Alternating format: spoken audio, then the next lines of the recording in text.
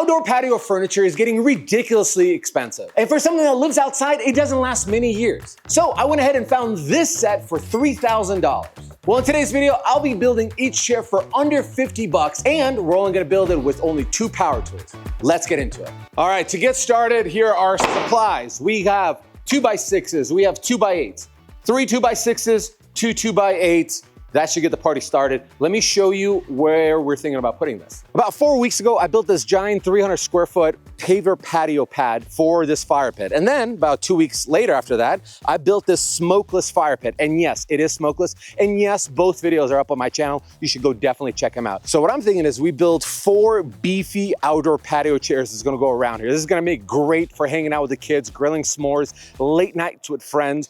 I could not be more excited about this little entertainment section that we're gonna make many memories. Let's start cooking up some furniture. Now, I know I have a full shop with every power tool that's needed to build almost anything, and not a lot of people have that opportunity or access to those tools. That's why we're only gonna be building with 2 tools, a circular saw and a drill.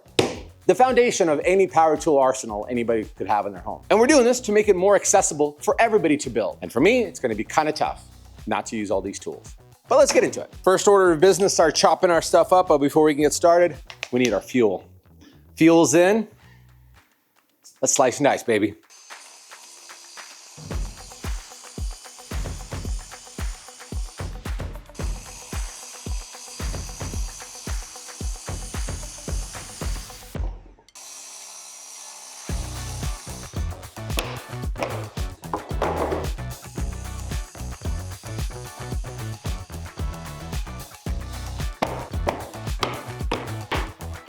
What you're seeing here is all the rough cuts that we'll need to get this job done for 1 chair.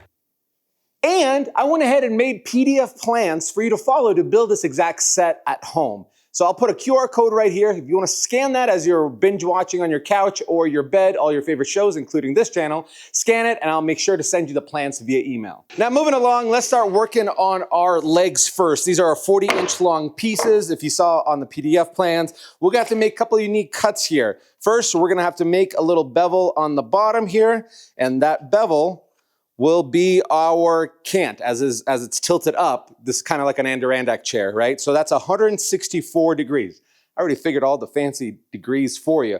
And then one up front, and the one up front is gonna be 110 degrees. And at this point, we're just gonna trim that off with our circ saw. It's really hard to make a really straight cut. So what I found is that if you can figure out a system to replicate your cut every single time, life will be so much easier. In this situation, you can either cut on the line or outside the line. They say save the line, meaning the line's still etched on the ground on your piece. That's my recommendation. That's the way I like to do it, is I save the line. That way I know that in case my blade moves a little bit, as long as my line's there, I could always fine tune, fine cut that remainder little piece, or maybe even sand it close enough.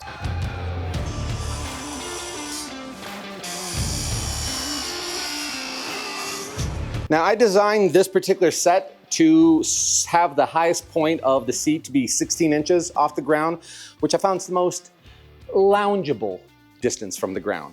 So right now it's probably at 15. By the time we have more stuff on top, that'll be 16. We have our cant here. Now let's get our seats. I found that working on the bottom seat part / leg, I guess, works the most efficient. So I have my 3 pieces that are 2x8s for the bottom part. I have my long sides here. I kind of like to flip them upside down. Also make sure you have the cleanest side of the 2x material. The one that has like the least imperfections on it, like this is a tear out, that's gonna be on the bottom. So put that on top right there, and we're gonna space these out kind of like cleats. There's no math equation here. I just kind of picked a number, roughly 3/8 to 1/4. So that looks like about 3/8 there. And then we're gonna overhang this just a bit because there's gonna be an apron up front here. Think about here, right? There's gonna be an apron. You're sitting down like that. So all we have to do now is lay out where our pocket holes are gonna go. 2 is gonna be enough per side, and wood glue. And that's gonna give us adequate bottom support to make sure that no matter the weight, this thing's gonna hold up.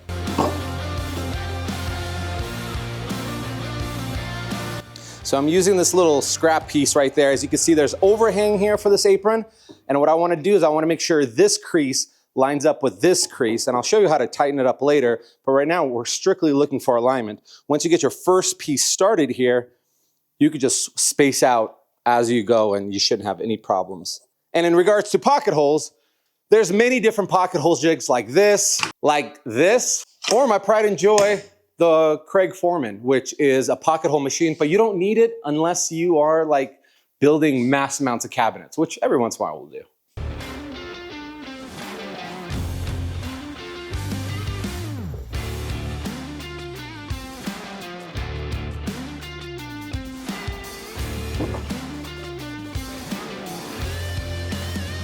A little bit of this goo on here.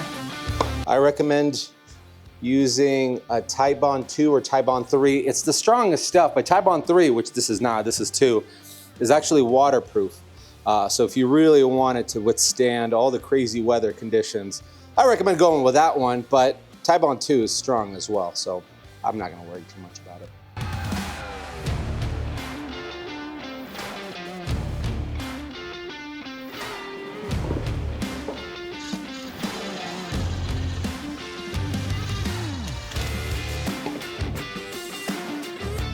All you want to focus on this part here is making sure that this is all flush, these boards and the end here. If that's the case, you're gonna be looking real good how this thing's gonna turn out, I promise.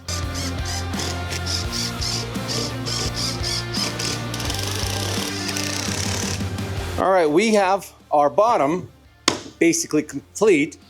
All we gotta do next is put a brace in the back. And the reason the brace is gonna go in here is because from here to here, there's nothing reinforcing it. So as wood moves or moisture gets in or whatnot, even though we're gonna seal it, this can start bending in, out, and all that stuff. So we're gonna just put a brace right here, pocket holes on the inside, not a big deal whatsoever.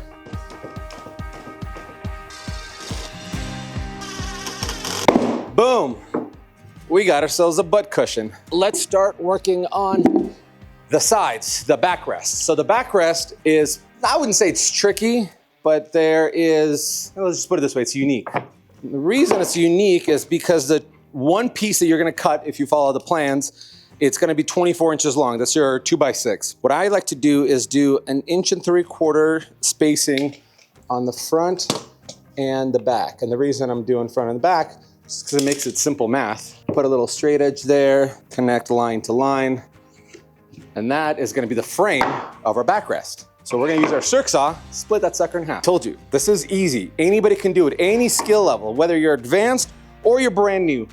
Nothing is too intimidating on this build.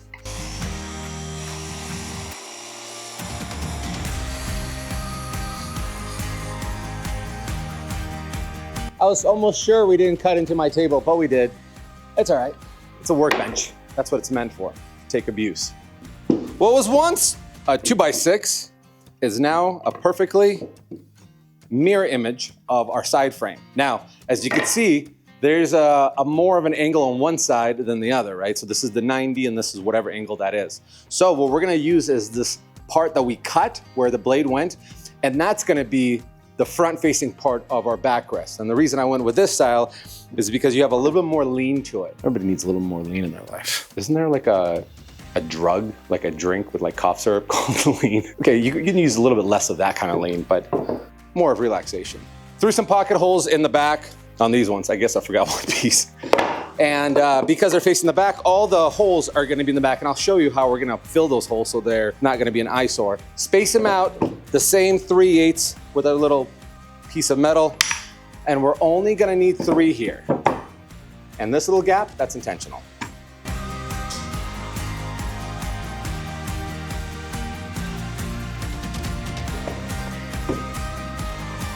I almost forgot, very important part, just because it's easier to do right now than later. Throw a pocket hole on the inside parts of this. We only need 1. If you can squeeze 2, awesome. But that's gonna be the part that actually, I wouldn't say holds it in place, but keeps it anchored to the bottom. It's not gonna be crazy load bearing, just enough to keep it from shifting.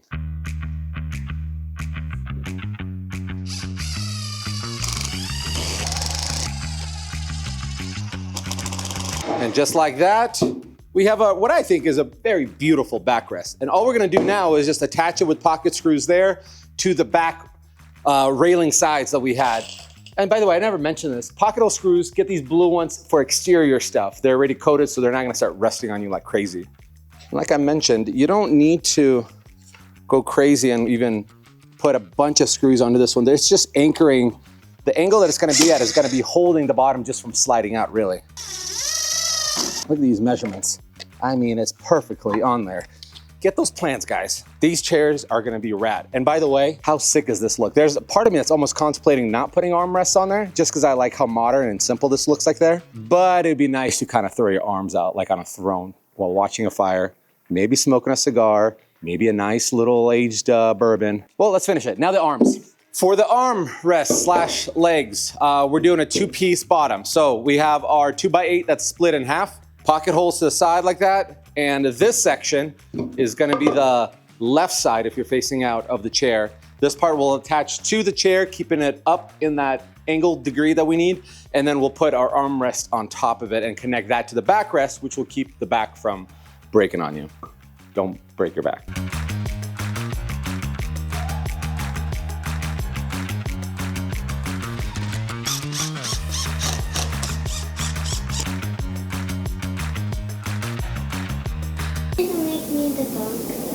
You want me to make you a bunk bed?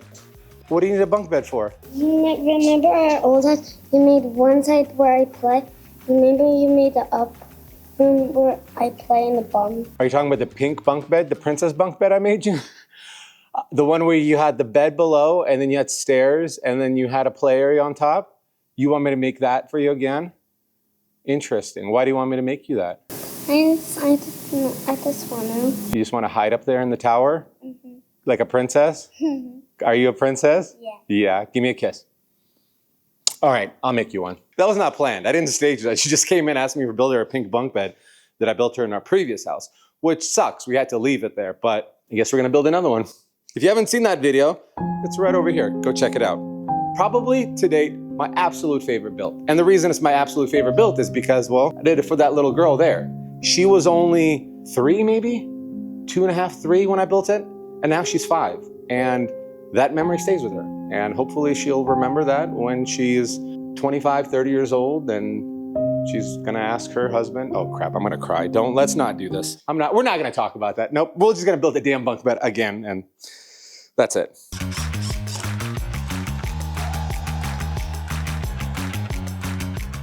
Well, it's lunchtime, taking a break, and this is the perfect time to talk about sponsors of today's video, HelloFresh. I believe in second chances, and I'm giving HelloFresh a second chance. Reason why? I'll tell you.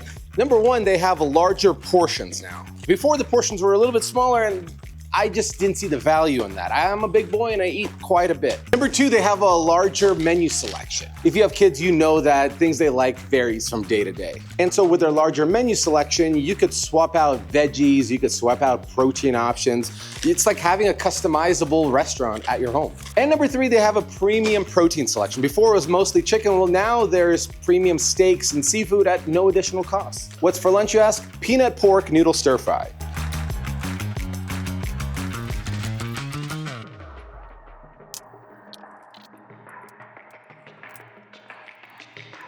What's great about HelloFresh is that it takes all the thinking out of it. Imagine you're got kids' sports in the evening, practice, whatnot. You don't know what to make for dinner. It's gonna be bedtime in like 2.5 hours. So you just whip out your HelloFresh, you follow the instructions. For a dummy like me, the only thing I used is 1 measuring cup to get water in there, and that's it. Takes all the guesswork away, and you tell the family, it's gonna look like this.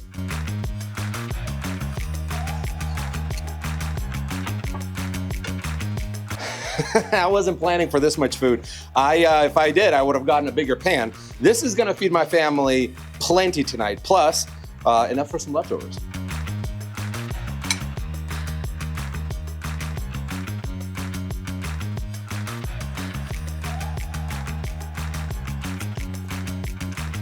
Oh, Baba. I use HelloFresh and you should as well. Give a second chance to the new HelloFresh. Use my promo code MrBuildItFM at HelloFresh.com to receive 10 free meals plus free breakfast for life. One free meal per box with an active subscription. Free meals applied as discount on the first box. New or returning subscribers only, varies by plan. Click the link below or use my promo code MrBuildItFM at HelloFresh.com. Now, let's get back to this video. So the last thing you need to do to assemble the arms and the legs essentially is put one pocket hole that attaches to the right side of the chair, pocket holes on the back here to attach this piece on top. Now you can just drill on top and then fill in the holes, but you're gonna get a much nicer look when all the holes are concealed like this.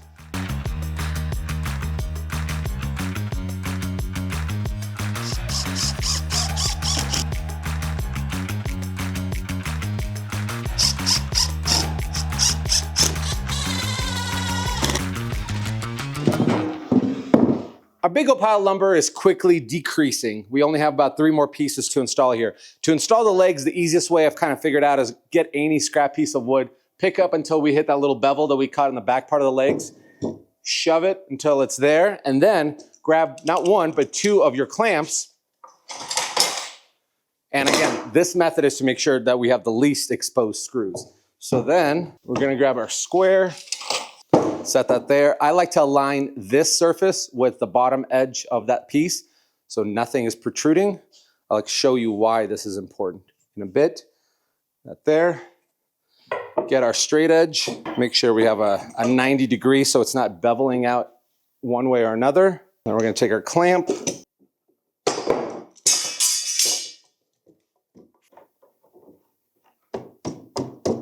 That looks about right. Throw a little wood glue in here.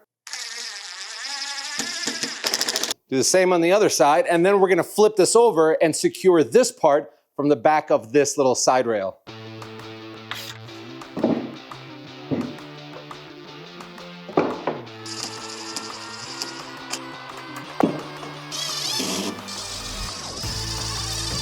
And lastly, the finishing touch, the front apron here. Cut an angle on it, 30 degrees, 45, doesn't really matter. It's not gonna match anything, but what you're gonna do is you're gonna get it under here, got a couple of pocket holes.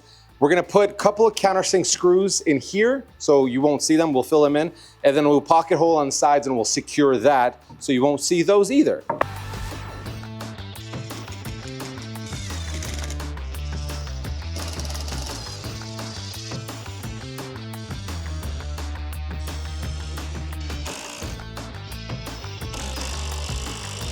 All right, we are looking at, oh, that's nice. $41.25 of lumber to make this gorgeous and extremely comfortable outdoor patio chair.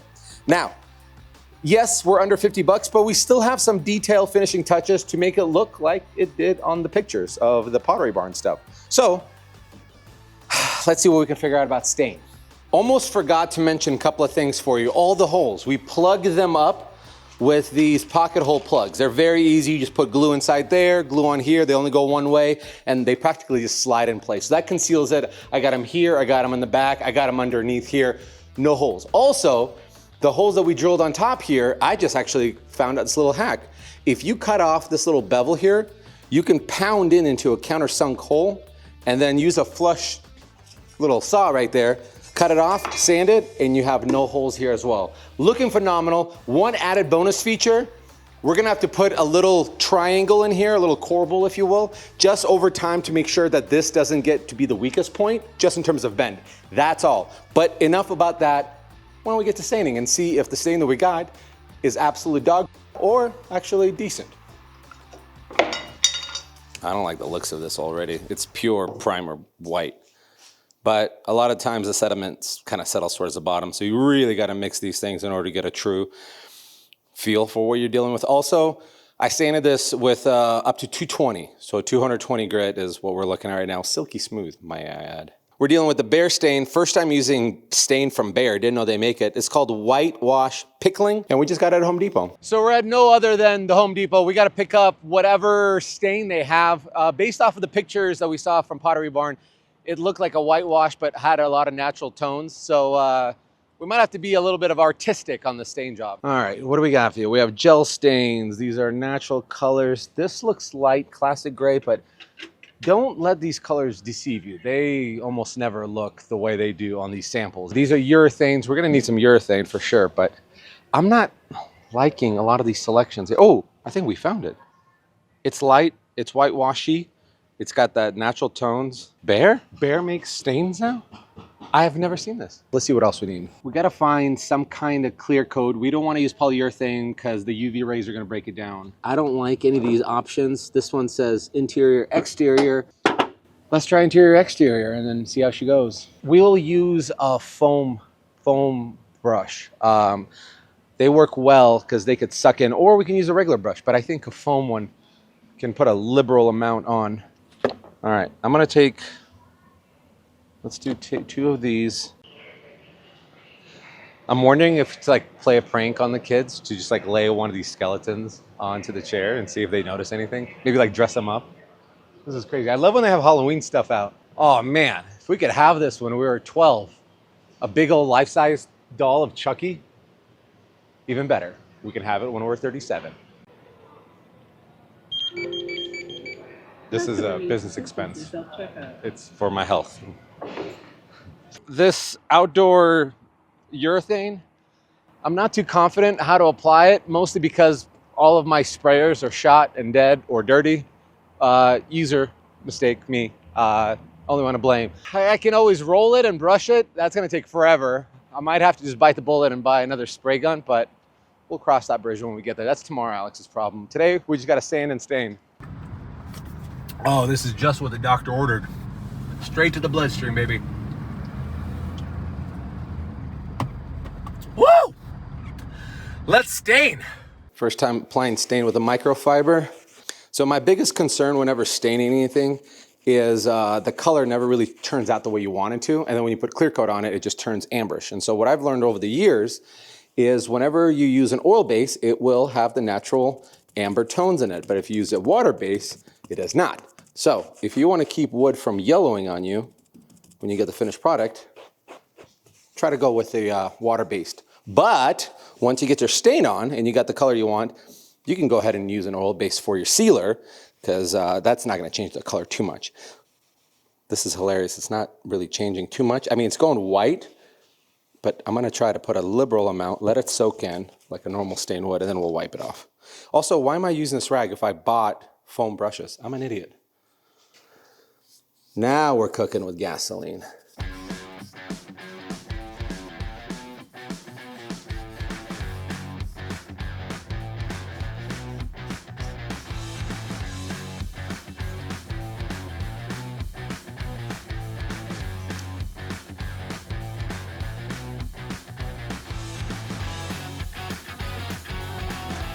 My thought process here is I'm gonna just treat it like a normal stain job, which you apply it, you let it sit for about 2 minutes, and then you wipe it off so it has time to absorb things.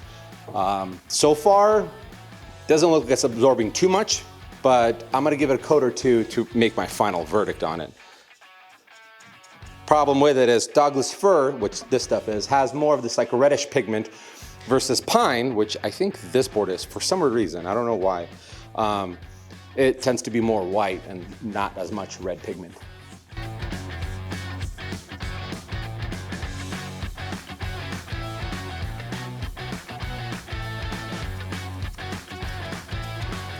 All right, so a couple of things we learned about this white pickling whitewash. Screw the way I was applying it and then wiping it off. Don't do that. What I found works best is if you just brush it on just like you would with paint.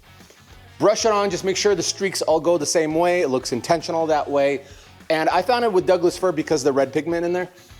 2 coats goes a long way. No wiping at all, it just gets absorbed. And this is the finished product, and I absolutely love how it turned out.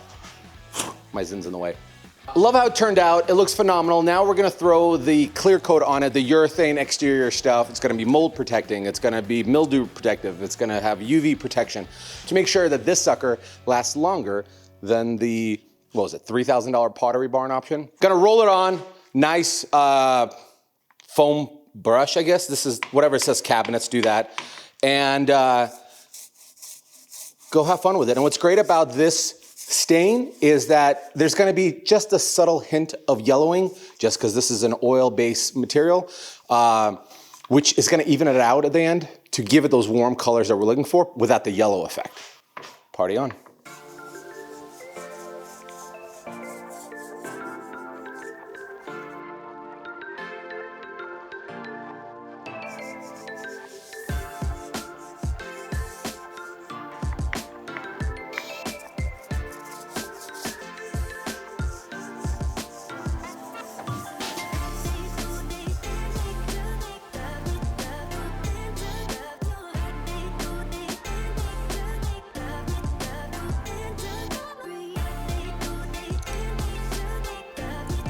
I got all of the clear coat on. I gotta really quickly bust out 3 more of these chairs. I could bust out 3 of them easily in one day. Get the clear coat on. I'll set them all up, show you guys the real reveal. The big reveal. Here's the cool thing about this design if you choose to build it with those PDF plans, is I made them specifically that on Amazon, if you wanted to order these cushions, which are $42 for the back and the bottom together, you can put these in and it'll fit. This is made for exactly the bottom piece, and so is that. So that's the cool, beautiful part about this design is Pottery Barn, it's not gonna offer you any kind of cushions, but we are. So that's gonna be awesome. Let me get to work, bust out the remainder of the 3, get them all stained, get them all clear coated, set them all up, and start maybe roasting a nice fire. Let's get to work.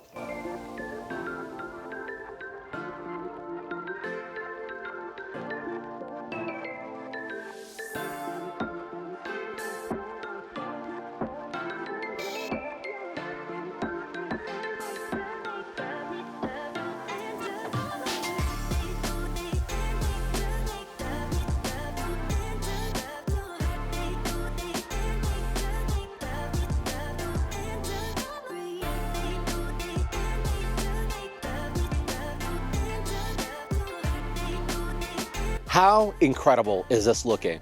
The grand total to build all 4 of these chairs was $124 compared to the 3,000s that's out there.